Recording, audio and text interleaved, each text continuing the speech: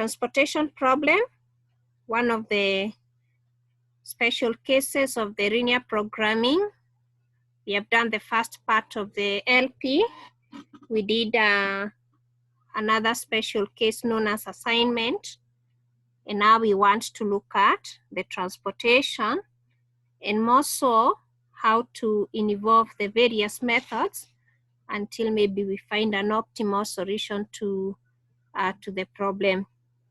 Basically, if you have to look at the notes that I sent you, transportation is all about movement of, we believe there is some product that is being produced somewhere.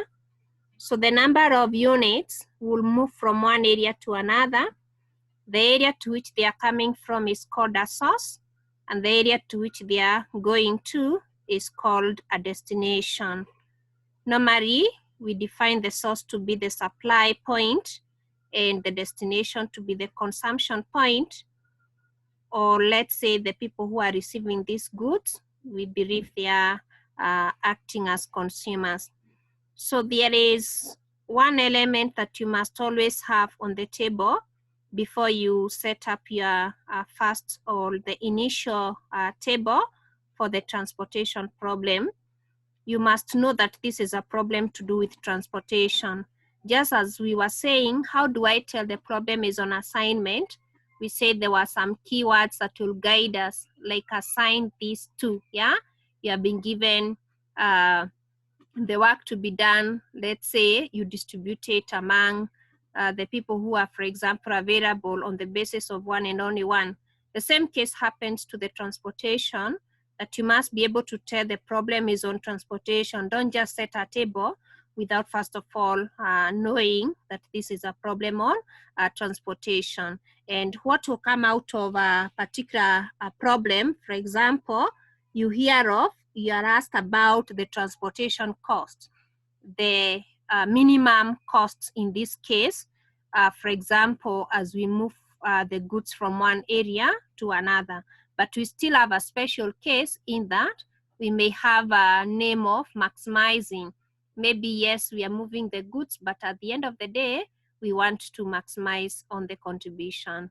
Before we solve a maximization problem, first of all, we do convert it to what we call a minimization problem, and then the procedure follows as we'll do it under the minimization problem. You only identify the largest variable, yeah, in the data or in the table given, and you deviate all the others from that largest variable in the data. And so you actually convert your problem to a minimization. Then later on, when it comes to giving the final result, you refer to the original variables given in the table. Now, I want us to use this example dated June 2011 as a good case for us to study the three approaches or the three methods involved in finding the solution to transportation problem. The very first step that you should always consider to understand is on whether the problem is balanced or not. How do I tell that the problem is balanced? You check on the total of the sources against the total of the destination. And in this case, you're trying to balance what we are calling the demand as well as the supply. Is the supply the same as the demand? Demand is defined at the destination point. Supply is defined at the at the source point. For example, we may be moving the goods, let's say, from Thika to Kiambu. From Thika to Kiambu. So which is the destination, which is the source? Thika becomes the supply point, okay? And Kiambu becomes the demand point. Where the goods are moving to, we call it a destination. Where they are coming from, we call it the source. And the source defines our supply. Maybe this is where we normally keep our goods, or that is where the production is taking place.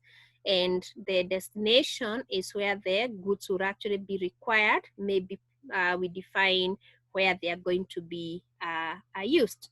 So once you have noted, you have your two variables, the demand and the supply. The question is, are they the same? If demand and supply are equal, we talk of a balanced transportation problem.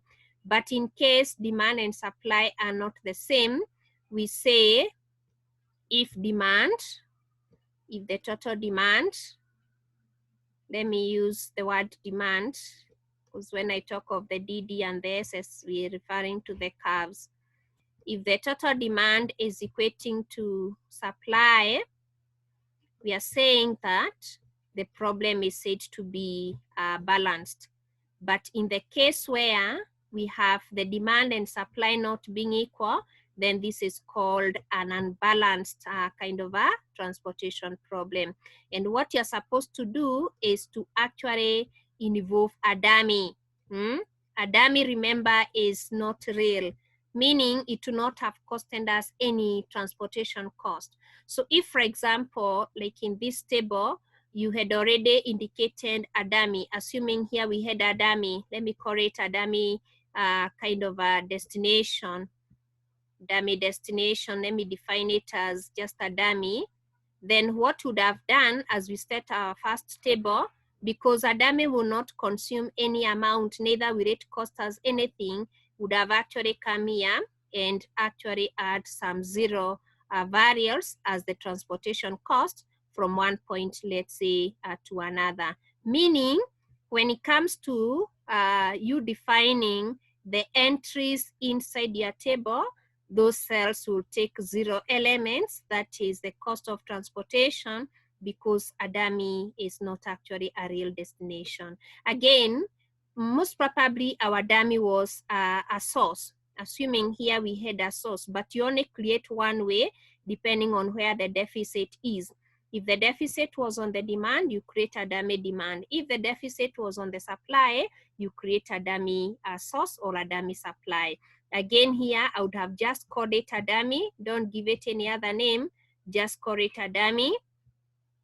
And then again, we would have set our table involving those unit cost of transportation from one point to another as equivalent to zeros.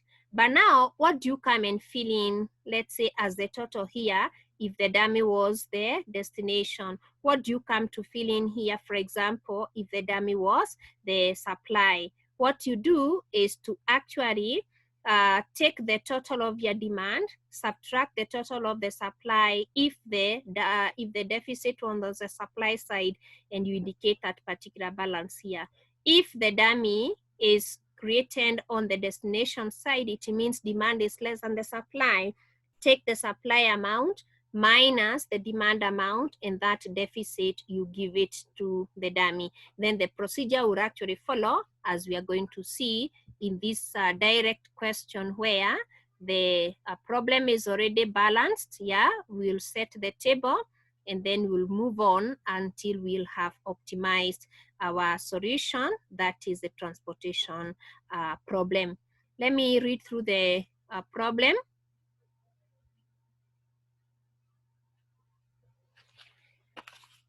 And I'm saying this is June 2011, question number 3, part number C. Grain handlers remittent has 3 warehouses, that is W1, W2, and W3, meaning these are our 3 sources. The table below shows the inventories of rice in the 3 warehouses. You can see the figures there given in bags, and the company is required to supply 3 of its customers. So destination points are at the 3 customers points C1, C2, and C3. The requirements of the customers are as follows. Again, we have the figures there still in bags of rice. Then the table below shows the transportation cost, that is of transporting a bag of rice, that is a unit now, from one warehouse to a particular customer or to a certain destination. And you can see our setup there with the unit cost. For example, to transport a bag of rice from warehouse W1 to customer C1, we have a unit amount of 100 shillings. Then from warehouse say W3 to customer C3, we have an amount of 140. And then we are told to use the Vogel approximation method as we come up with the optimal solution. What I've done in this example, I've demonstrated all the methods. Again, from a handout, I've given you the 3 methods, namely the northwest corner method. We also have the least cost method, and then later on the VAM. And under each case, I've outlined for you what you're supposed to do. So the procedure to follow is actually on our paper. Go back to that particular document. I'll not read it through, but let's note that the procedure on how to do this is well outlined in that particular document.